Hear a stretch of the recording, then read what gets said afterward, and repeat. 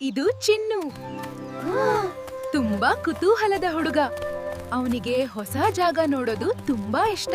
ಆ ದಿನ ಅವನಿಗೆ ವಿಚಿತ್ರ ಕಾಡೊಂದು ಕಾಣಿಸಿತು. ಅಲ್ಲಿ ಮರಗಳೇ ಹಾಡುತ್ತಿದ್ದವು. ಅಯ್ಯೋ, ಮಾತನಾಡುವ ಮೊಲ. ಚಿನ್ನು,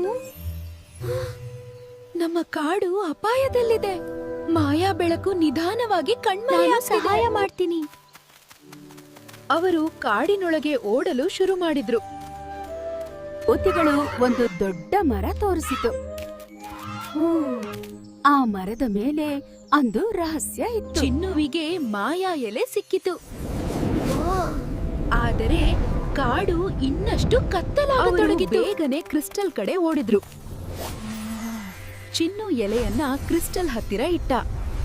ಹಠಾತ್ ಇಡೀ ಕಾಡು ಮತ್ತೆ ಹೊಳೆಯಿತು.